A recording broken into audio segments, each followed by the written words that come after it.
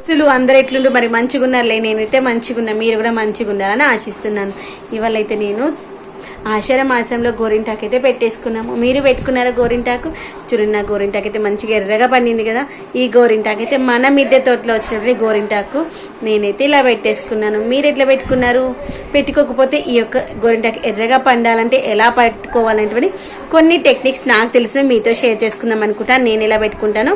I hope నచ్చుతుంది అనుకున్నా, help అవుతుంది అనుకున్నా. నచ్చినట్లయితే లైక్ చేయండి, షేర్ చేయండి. సబ్స్క్రైబ్ చేయకుండా చూస్తున్నారు దోస్తులు, జర సబ్స్క్రైబ్ చేసుకోండి. తర్వాత ఇది ఎలా పెట్టుకోలేంటో చూసిద్దాం.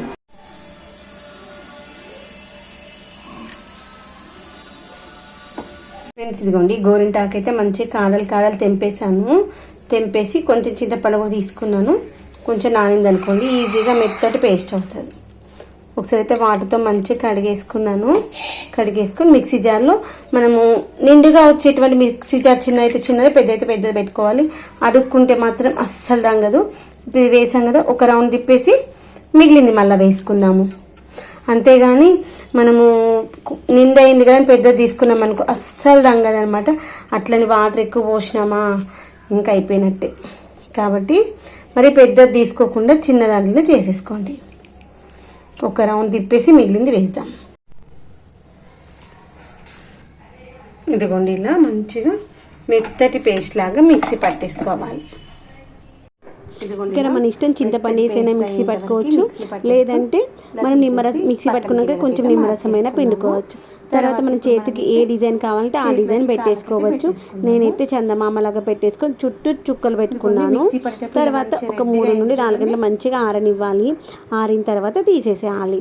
తర్వాత ఇదిగోండి, ఇప్పుడైతే కొత్త టెక్నాలజీ వచ్చింది. మీలో ఇట్లాంటిది ఎప్పుడైనా ట్రై చేశారా? ట్రై చేస్తుంటే మీకు ఎలా వర్కౌట్ అవుతుంది కామెంట్ సెక్షన్లో చెప్పడం మర్చిపోవద్దు.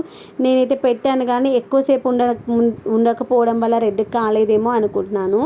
ముందుకైతే చేతికి మంచి గోరింటాకు చేతికి ముందుగా మంచి కొబ్బరి నూనె రాసుకొని గోరింటాకు ఆకులను మనకి ఏ డిజైన్ కావాలంటే ఆ డిజైన్లో పెట్టేసుకొని మంచిగా ఆకులు మొత్తం డ్రై అయ్యేంత వరకు ఉంచుకోవాలనుకుంటాను. అప్పుడు రెడ్గా అవుతుంది అనుకుంటాను. మేమైతే కొద్దిసేపు ఉంచుకున్నాం కాబట్టి కాలేదు. తర్వాత నేను ఇదిగోండి చేతికి మంచిగా పెట్టుకున్నాను కదా, ఇలా డ్రై అవ్వనివ్వాలి. ఒకవేళ మనం నిద్రపోకపోతే అలా డ్రై అయిపోయింది అనుకోండి, ఒక 2 గంటలకల్లా మళ్ళీ పైనుండి వాటర్ అద్దుకుంటే మంచిగా గోరింటాకు ఇంకా రెడ్గా అవుతుంది. మార్నింగ్ లేచిన తర్వాత నేనైతే ఇలా మొత్తం అంతా తీసేసాను.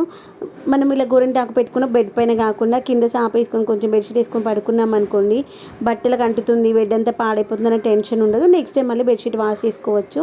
తర్వాత పొద్దున్న లేచిన తర్వాత ఇలా మనం వాటర్ పోయక ముందే ఇలా మంచిగా అంతా క్లీన్ చేసుకోవాలి. అప్పుడు ఈ యొక్క ఆకరణ పక్కన అంటే రెడ్ కాదు, మనం ఏ డిజైన్ పెట్టుకున్నామో ఆ డిజైన్ వస్తుంది. ఇలా అంతా తీసేసి నీట్గా వాష్ చేసుకోవాలి.